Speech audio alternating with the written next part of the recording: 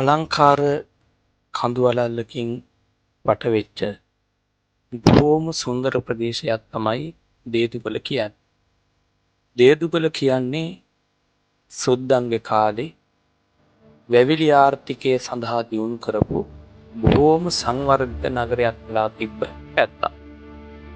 ඉස්සර දේදුගල ඉඳලා කොළඹට යන්න බස් පවා තිබිලා තියෙනවා. පෑලි වෙනකන් තියෙන රාත්‍රී කඩ විවිධ ව්‍යාපාර හැමතැනම දේදුගල තිබිලා තියෙනවා.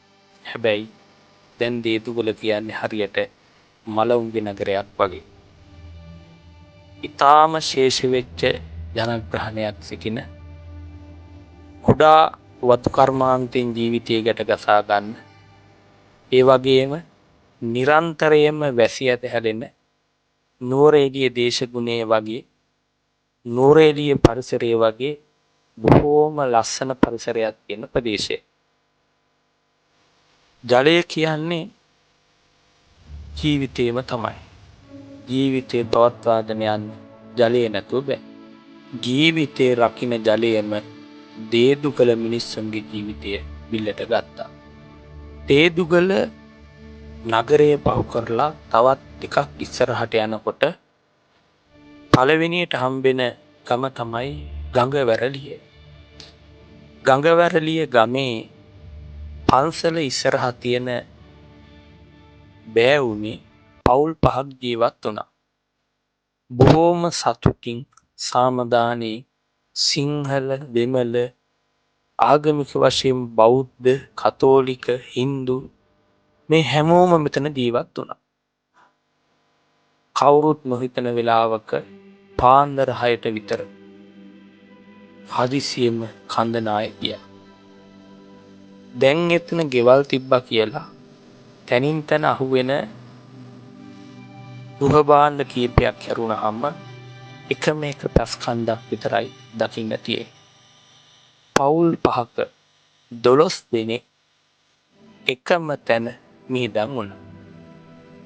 දේහයන් හොයාගන්න පුළුවන් උනේ 5ක් විතරයි.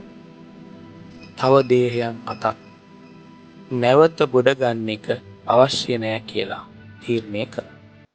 ඒකට හේතුව ඒ තරම් ඒ දේහයන් පස් වලින් වැහිලා ගිහිල්ලා තියෙන නිසා. දේදුගල විතරක් නෙවෙයි. දේදුගලවට ගොඩාක් ගම්වල තත්ත්වයක් ඒ වගේ තමයි. සමහර පැතිවල පාරක් තිබුණද කියලා හොයන්න බැරි තරම් සෝදාපාලුට ලක් වෙනවා. මිනිස්සුන්ගේ එදිනදා බඩ රස්සා වෙච්ච ගොවිතැනක් බතක් කිසිවක් කරගන්න මිනිස්සුන්ට පුළුවන් ගමක් නැහැ. ඉතින් අපි තීරණය කළා අපිට පුළුවන් හැටියට ඒ මිනිස්සුන්ට සරණක් වෙන්න. විශේෂයෙන්ම අපේ හිතවතෙක් වෙච්ච මధుභාෂණ මහත්මයා. එතුමාගේ පදනමක් වෙච්ච මధుභාෂණ ප්‍රභා රණහංස පදනමක්. එතුමාගේ පාසල් මිතුරුත් එකතු වෙලා ගව්වේ හැටියට අරගෙන ආපු ආහාර අපි අපේ රබ්බිනිගල විහාරස්ථානයේ කෑම පැකට් හැටියට සකස් කරන්නට යෙදුණා. කලින් දවසේ හදිසියෙම කරගත් යෝජනාවක් නිසා ගොඩාක් අය අපිට හිටියේ නෑ මේ වැඩේට සහයෝගී ගන්න. හදිසියෙම දුන්න පණිවිඩයට ආරංචි වෙච්ච පිරිස මේ විදියට එකතු වුණා. එකතු වෙලා අපි ආහාර පාර්සල් 400ක් විතර සකස් කරගෙන ඒක අරගෙන ගියා දේදුගලට. ඇත්තටම අපි කෑම සකස් කරේ දේදුගල අවට ඉන්න ගෙවල් වල ඉන්න මිනිස්සුන්ට දෙන්න. මොකද අවතැන් කඳවුර වලට ආහාර දෙන්න බෑ. රජයේ නියාමනයන් සෞඛ්‍ය පිළිබඳව ඇති කරලා තියෙන නියාමනයන් නිසා.